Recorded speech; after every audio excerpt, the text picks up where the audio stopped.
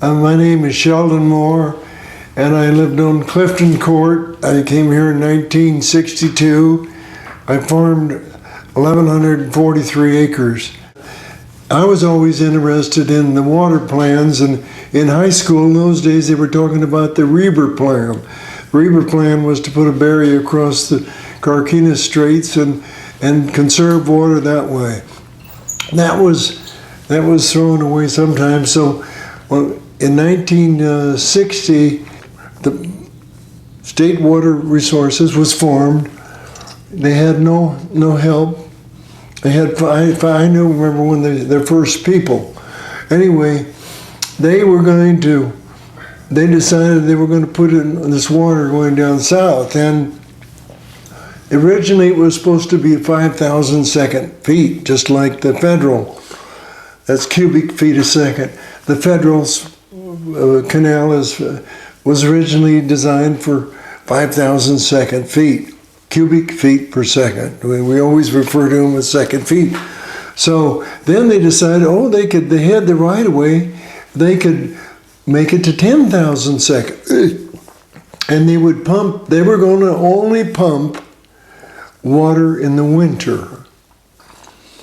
Surplus water was going down south, so it was water going out to sea. Nobody had it.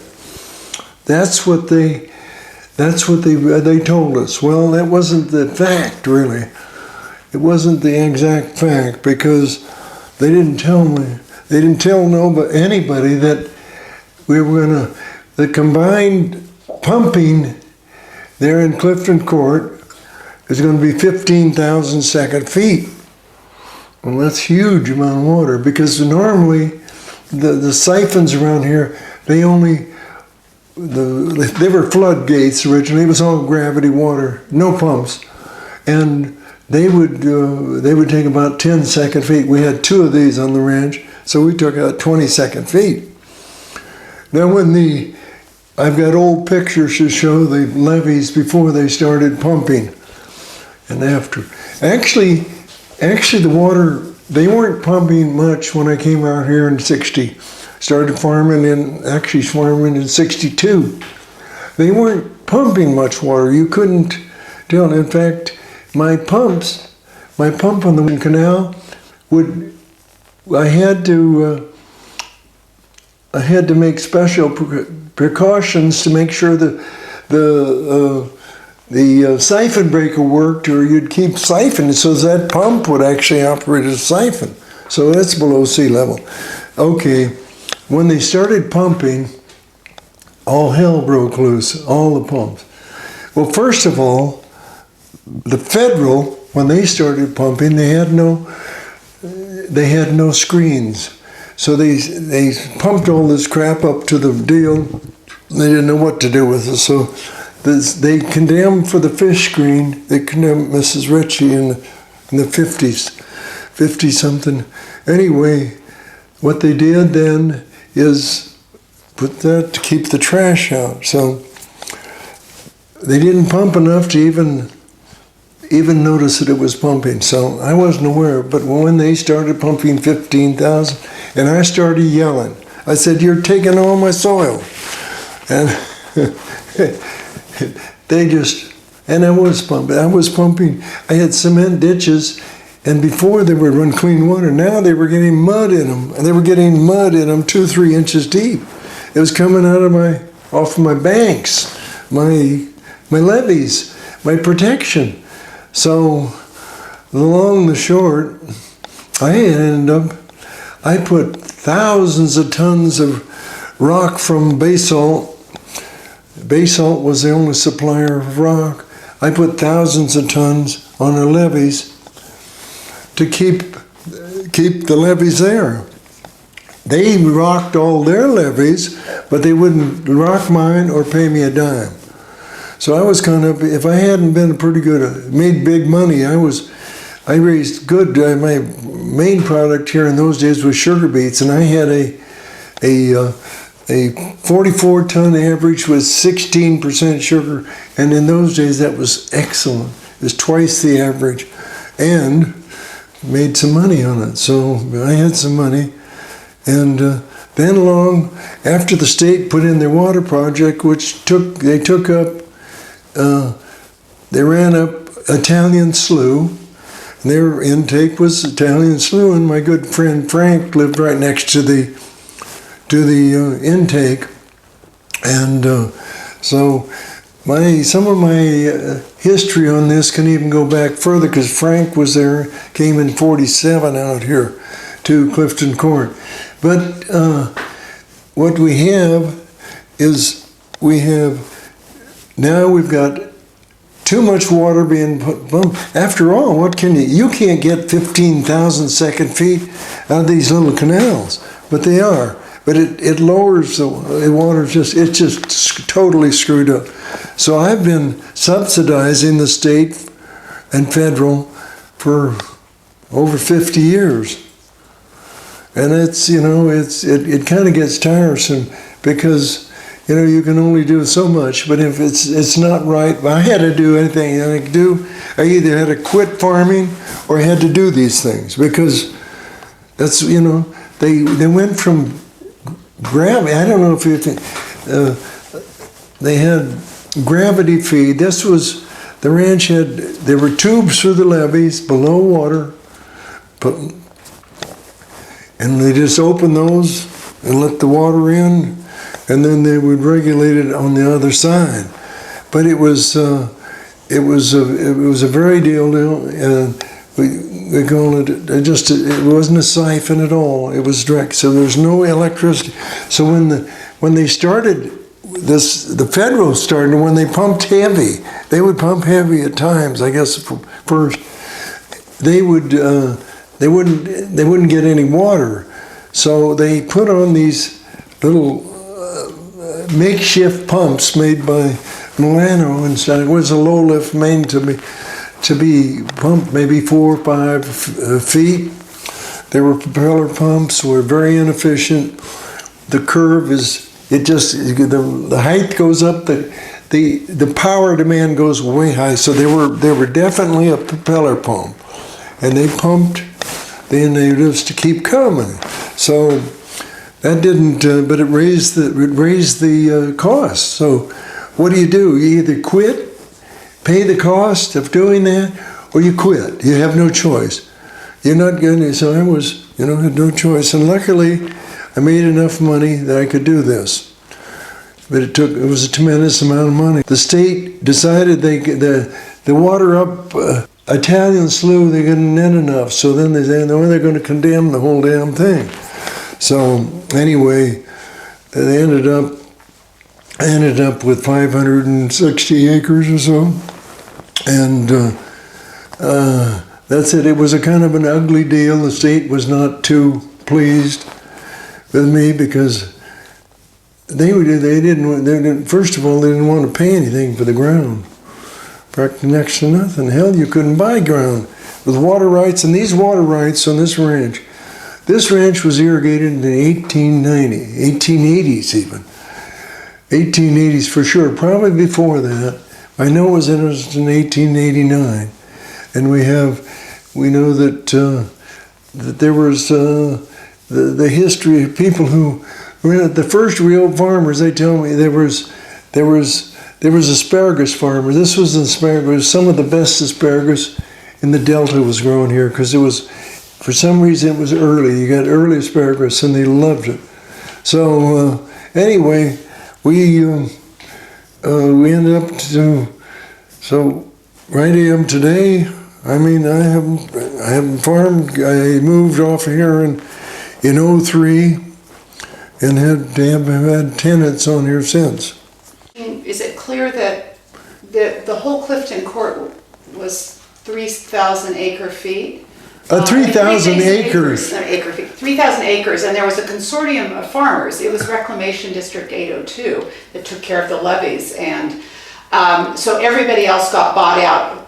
Fortunately or unfortunately, this last 550 acres that remain of ours, because the Forebay has taken over the rest of Clifton Court, the last 550 acres, they decided they were going to make it into a state or county park, a park of some sort. Oh no, they're going to make a Disneyland park. At Disneyland, yeah, they were going to make this wonderful park out in Clifton Court where we have great winds, but they decided that we could keep our farm here, and so so you had a consortium of what, about 6 farmers, perhaps? Were there 6 in the area that were bought out for the Clifton? Oh, there are probably 10 of them. 10, and a consortium of people that took care of the levees. We went from having that community, and Clifton Court, we've read in books that go quite a ways back, and I've read liens and things at the Martinez at the courthouse.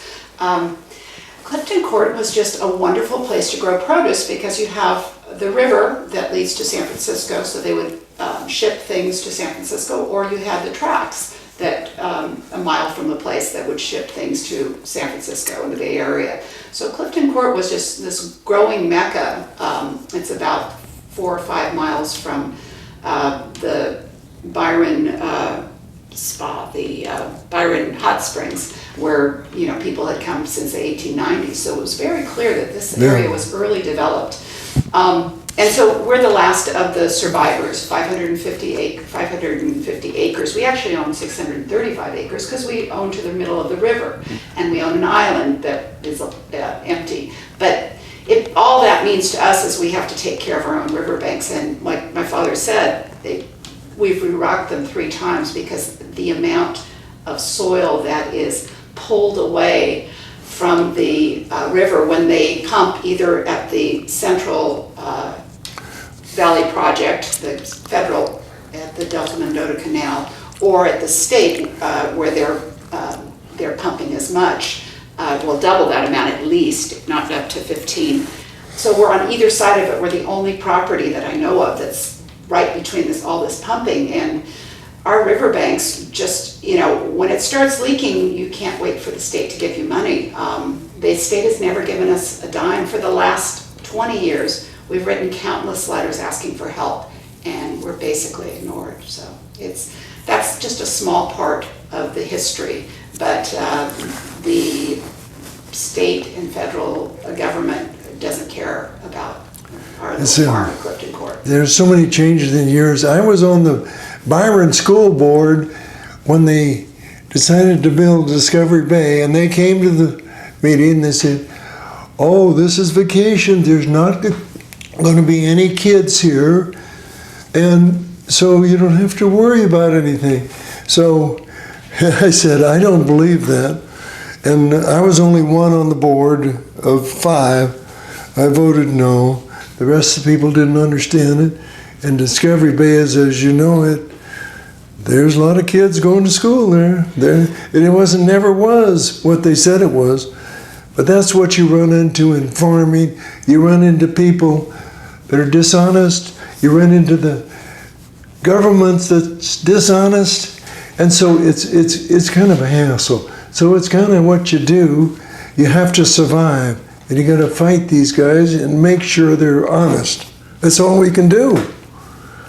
Can you tell me, in recent years, what you've endured? Just say, have you had anything that's connected with the tunnels? About 1998, was that about 1998? There was something called CalFed that was there's been this big problem with the fish dying because they're not treating the Delta right. We all know that. But CalFed came about 1998, and they came to my parents and wanted to buy a farm and negotiated back and forth. And finally, Mom and Dad were, yeah, well, we could sell the farm. And a lot of negotiation back and forth and back and forth. And on September 12th, 2001, they were supposed to have a kind of last meeting, maybe signing papers. It was very close to a done deal. Yeah. And of course, September 11th happened the day before, and that's one of the reasons my parents had moved, or were in the process of moving up to Lincoln, because this was going to happen imminently. It was going to happen, and they basically within the next day they said, "Oh no, everything is off," and within the year that whole process shut down. So that was before the tunnels. Before that, it was peripheral canal, which of course we fought everything. We also have power lines that go through us that supply all the power, huge amounts of power.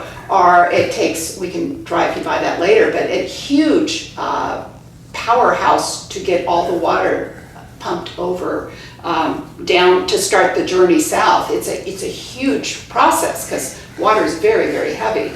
But those are two things. Of course, the tunnels have been going on. We've been attending meetings. I don't know, but the tunnels. What the tunnels will do, that'll just it'll have that much less water.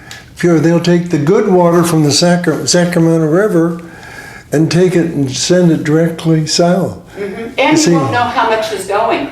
It'll just be, it'll be hidden. We always know when they're pumping because they have the pump gates. And for example, during the drought last year, they had the pump gates open through July. And when I brought that up, it was broken. But you know, when you have a pump gate open, it's kind of, the gates to the forebay is these massive gates that go up in the sky. And when they're open, they're pumping. Also, our water quality here is abysmal. I went to the water quality board meeting, another board meeting, and asked to be exempt from, we're supposed to monitor ourselves. We have a water quality coalition we've been forced to join. We spend a couple $1,000 a year on that. But I asked to be exempt because our water quality, because of the pumping on either sides of us, is so bad. We get brown water even in the house after several chlorination things. As my father said, our concrete ditches are full of dirt. It just is not the idyllic place that I remember as a child that we came to in the 60s. It's been forever changed by the pumping. We've definitely seen the failure of the Delta or because of the pumping. We've seen all the problems. So, and of course we've been ignored. So. All the time they come up with these new bureaus. There's something else, some kind of committee that we have to join, pay dues for. You know, it's all for taking the water down south, and we're having to pay all these special deals. I mean, I don't know, maybe $4,000 or $5,000 isn't much to you. If you ever take $4,000 or $5,000 and just ignite it and burn it up, that seems kind of foolish.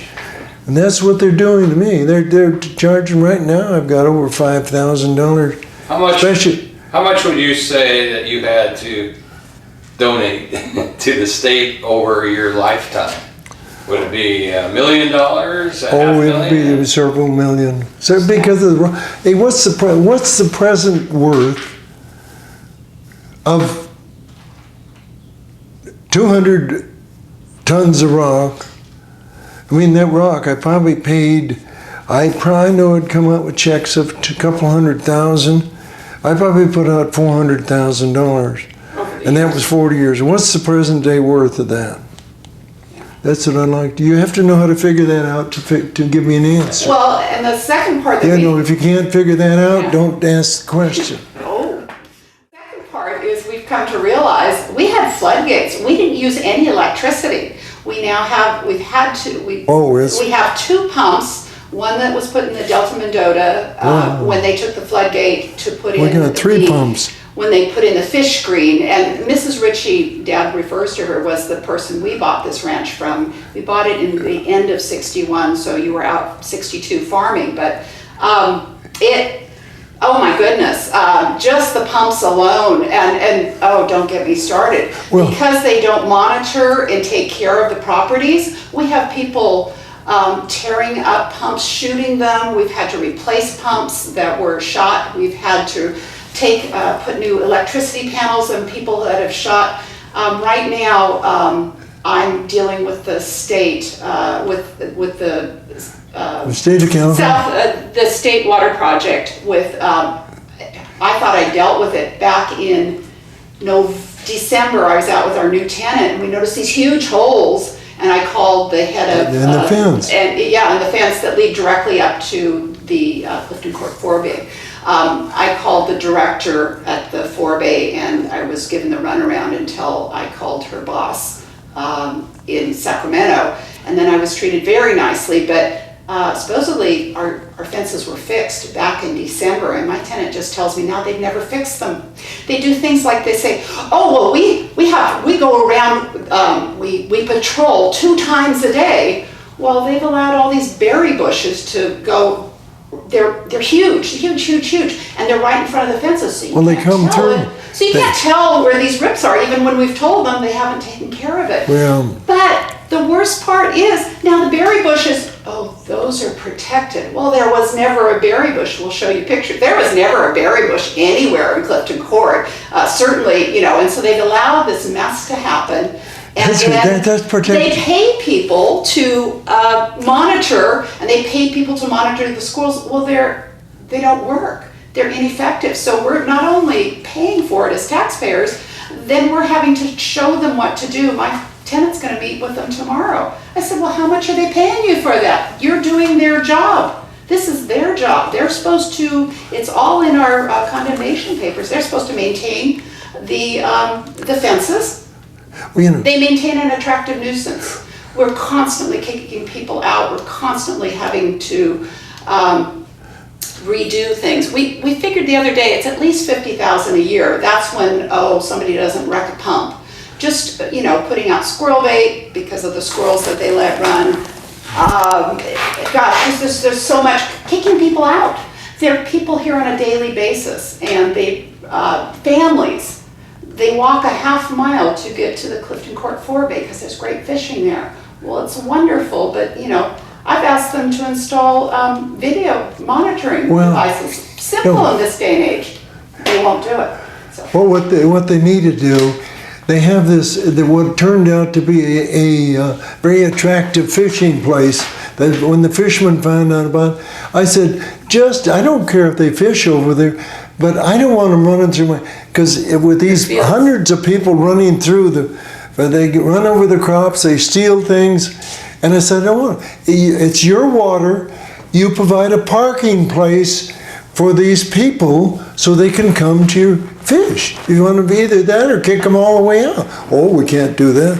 And they can't keep them out. They won't let them in. They won't let a parking place. They have a parking place, but it's closer to go park on Hurdle and Row alongside and walk through. It's closer. People don't want to do it. So you see, we're faced with that. Another thing, when we came, the federal government had 24-hour guards that came around every time and checked everything. And anything, my pump in the Delta Mendota was safe. Okay, they stopped that guard duty because it was too expensive. What they do on these rights here, they come in and they take it a little bit at a time.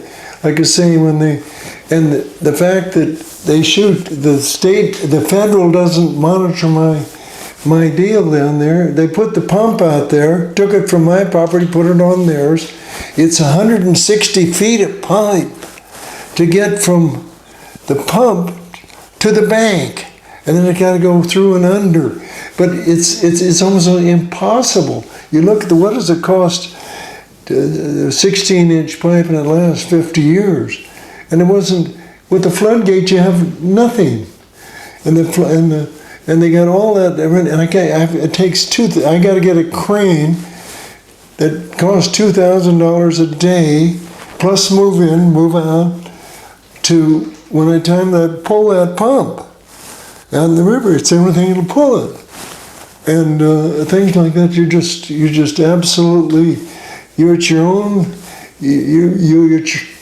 own wits. Whatever you can do, you got to do it, because nobody's going to be concerned about anything except what they get. So it's a little bit rough, but that's the way it is. Tell me why you wanted to be a farmer. Well, I wanted to be a farmer because my father was a farmer. I went to UC Davis and graduated from Cal Berkeley in agricultural economics in 1954. And when I got out of the service, my wife's father wanted to buy some land, so that's how we got into the Clifton Court. He bought the thing, had me farm it, and give me a good deal. So and he was a great man. He got me going. But anyway, that was the reason I got going, and it was a good ground. And the thing is, we really wanted it because of the water rights, and that's the way. And the water rights, they were changed in '26. There was a drought, and so they had all this big shake-up and all the new rules, and that's where they got they started getting appropriate rights in '26, I think. That's when, as I remember, anyway, we had the riparian rights that dated pre-19. They call them pre-1909, but it was really pre-1900. Start with when you're born in 32 in Yeah, born in 32, went to a local one-room school, went on to Lodi High School, was active in Future Farmers, was the president of Future Farmers, and was active in agriculture. I was kind of a dual deal. I was both college prep and agriculture, and that was kind of unusual. But I figured just that I could do well in ag. It was a challenge to me. There were I could see an awful lot of people doing the wrong thing. So I figured what I could do it the right way, and I could make a lot of money. Well, that's right. You can if you do things the right way.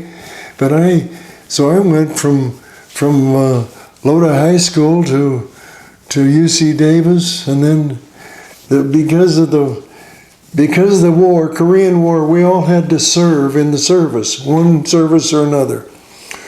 I delayed my service by being in the ROTC, which is called for Reserve Officers Training Corps. I had to serve somewhere, so the reason I went to Berkeley, they didn't have much in agriculture. Farm efficiency is very important. All kinds of irrigation efficiency of operations, very important to me. So this was my reason for I went to Davis. I went to Berkeley, but I graduated, and then I had an 8-year obligation after I got into the service. So I was in the reserve until 1962. I got out as a captain. Started as a lieutenant, got out as a captain, and I had a good experience in the Air Force, and I worked very hard. There was one of the few that worked every day of the week, 6 days a week, from 8 o'clock till 4, because I had a job that, in addition to flying, I was assistant operations officer, and I had there's just a lot of stuff to do. So you were at Travis. What? Tell me about when you were a pilot. What? You were at Travis. What, at Travis? You were at Travis? Yeah, I was at Travis, and I flew B-36s, and B-36s were the only carrier we had at the time that would carry the hydrogen bomb. And I can tell you now, it was top secret then, and we were top secret. They didn't have to tell us what top secret was. They said, you don't talk about these things. Top secret, the lowest guy knew what to say. So these bombs, H-bombs, they were 30 feet long and 10 feet around. The only airplane around was a B-36. Well, B-36 were designed in the 40s. It was a little bit old.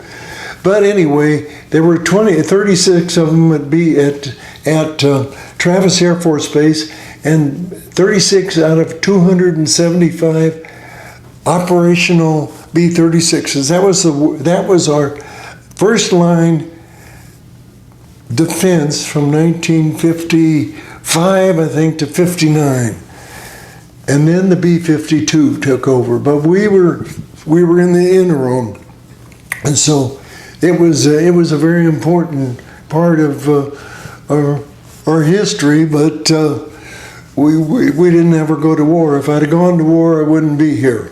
If I'd have dropped a bomb, because They were so distant. They were 8,000 mile distant from Travis, and we even know we flew the Great Circle. But and our enemies were China and Russia at the time, Soviet Russia. Okay, that's so. You said hydrogen bomb. Did you mean atomic bomb or hydrogen bomb? Hydrogen. It was the first plane that carried hydrogen bomb. The hydrogen bomb is 10 times bigger. It's 10. That's all they use now, hydrogen. But they made them smaller. They can put them in a. They probably put them. I don't know what it put it in, but they've been in the old days. They couldn't do it. They couldn't do it. They didn't know how. It was a new thing. They had the two bombs. The one was the fat boy, and the other was one was round and one was long. Anyway, they were two different types of detonations, and they figured that out. But anyway, I didn't have anything to do with that. Tell me about meeting your wife and raising your family. Yeah, well, yeah. I married a college sweetheart, and her name? And her name is Nancy. Married in '54. So she was in the Air Force the whole time I was in there. So save a few days, and she when we got rid of I was offered a permanent reserve command commission in the Air Force, which is a desirable deal. But I decided I didn't want to take that retirement. I mean not the retirement, but the commission. It's called a regular Air Force commission. I was a reserve officer. The regular Air Force, they are guaranteed a lot of things that reserve officers are not. But you have to want to stay in. So I didn't want to stay in. So I got out and figured, well, I had to do something. So I got into a partnership in Tracy, and we farmed 1,000 acres over there. It wasn't too productive. I'd borrowed $30,000 from my father-in-law to do this, and I told him about 2 weeks. I said, we bought the wrong person out, and I said, we'll make it go. I'm not. And the bank was going to cut us off and everything, and I said, no, I'm not going to borrow $1 more. We're going to make it work. Well, in the end of 4 years in there, the bank took over my former partner, and I got out of there. I didn't get anything. I just ran with what machinery I had. So I made that. And when I came to Clifton Court, I had that all developed nicely and making good, and the state comes along and takes half of it. So I had 2 startups there, very expensive, and I wasn't able to capitalize on those or make profit on those on the development I did, because of in one case I bought the wrong person out. The second, the state just wouldn't. They just wouldn't. They did things the way they want, took it away and did what they want. So I was just faced with all that. So there's nobody, and nobody cares about what happens to me except me. There are not very many people out there with wanting to give away anything. The delta is what they're trying to do. Here's what's needed. First of all, we have to know how much water is produced in the state each year. How much really goes out and then we can know that. Once we know the production, then we can start planning how much to send here or how much to send there. We really don't have that much extra water in these dry years. So you send it south and you send it to people, and they're drinking this water after treatment, and you can't cut them off because they're drinking the water. So what do? So you keep sending water even though you don't have it. So it's a political deal, and the people with the most votes are going to win. They're going to take away the rights of, and if people are not careful, they won't get compensated for it. Only thing I say, if they take it, infringing my duty, they ought to pay for it. Pay for the gallon. We know what the water's worth. We know exactly what it costs to, you know now what it costs to desalinate water, to make ocean water into water that potable, what they call it, potable water. It used to cost about $2,000 an acre foot. I don't know what it costs now, but it costs more because electricity. When I started farming, electricity was 5 mils per kilowatt hour. That's 5/10 of a cent, half a cent kilowatt hour. The last I did over here, I don't know what it is today, but I was paying 13 cents per kilowatt hour. That's 26 times my original cost. So you can see, you think it's cheap. It didn't cost you much more to lift this water a foot or two. It costs you big time. There's only thing way you can lift water. It weighs 8.34 pounds a gallon. And you lift it a foot. You figure out. We get into figuring water. It gets very complicated because we're always talking second feet. And a second feet sounds like it's a time, but it's cubic feet per second. And that requires a water cubic feet a second if 1 cubic foot is 8.34 gallons. And so you see 15,000 second feet is times 8.3 is the number of gallons per second. And that's big. And this wall, it's a wall of water. But anyway, they have never, in all these years, I'm not aware of any time that they pumped when we truly had flood protection. The last time I was there was in '97. And they had flood conditions down here. They didn't pump one drop of water down that. Remember that ditch was made to pump 10,000 second feet because it was extra water, it was surplus. And when they had the surplus, they couldn't pump it. So it's, there's something, it's all screwed up because of what they plan and what they do. Yeah. I thought the cost of water in the Central Valley to farmers was about $600 an acre foot, is what I've heard. You quoted much higher. Well, isn't it? We would sell ours. I couldn't at $600 an acre foot with even just if they cut me down 2,500 acre feet. That's that's getting to be whether it's a question whether if you can do your math, you can say it's pretty big bucks. So this is what we're faced with. It's going to be land in California. Some of it will not be farmed because if you can't get water. Now the problem is water here. If you drill a well, I've never drilled one because they tell me you'll get salt water. Too salty to use. I don't really know. I would try a well out here and see what I could get.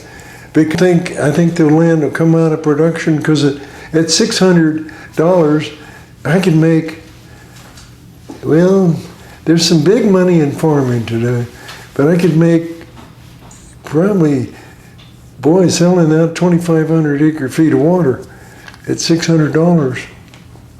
That is big money. You can figure that out. But And I can too. They're not letting that happen, really.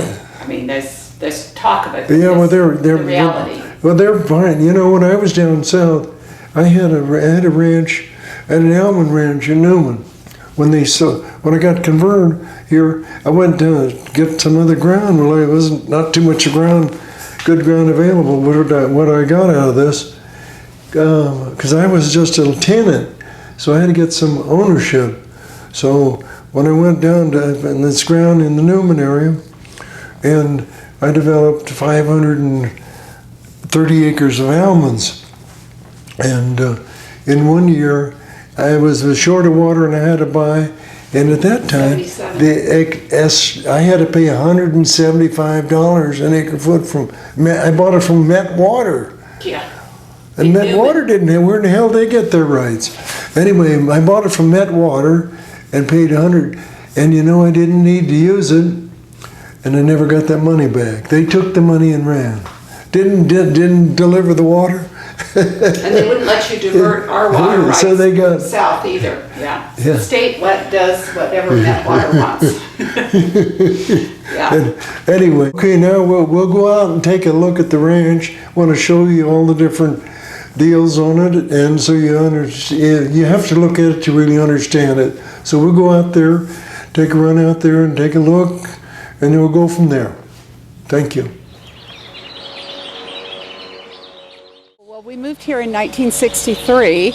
I was 4 years old, and shortly thereafter I got a little pony that I would put a bridle on and ride around. We had a little riding rink, and she would go against the wood fence and try to get me off, and I just have fond memories. I started school in first grade when I was 6. The bus would come, and it was just a wonderful life out here. It's a beautiful place. You know, I've got the picture. I found the picture of you first day of school for you. First day of school. My brother was born on the first day of school, so I was just put on the bus. Okay. When we first moved here, there was a man named Albie Houston who spoke with my father, and he said that in 1889, as a little boy, he had witnessed the house being brought in on a barge and then rolled into place. Later on, when Al Ferguson owned the property in the 20s, he added garage and people's housekeeper quarters. And so the house was added on to then. But yeah, the house is just a wonderful old Victorian house that we think should be preserved and should not be taken over by the state with their water projects.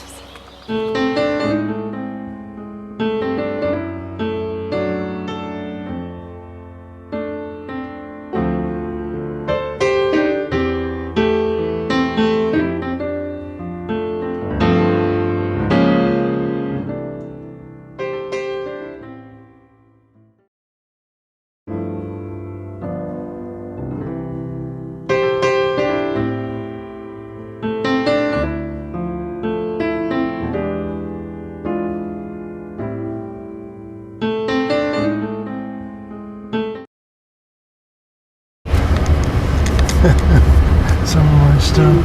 We have it closed off to keep people from going by. So you gotta do some work here. Yeah, there's a bit of work. Yeah, well, that's that's what doesn't get done. Yeah. You know, I could do a lot of things years ago. Yeah. Now, what's this That's Union slough called Island. here? This is Old That's River. Union. And That's Union Island, and Old River goes and by us. Fabian track is on the right.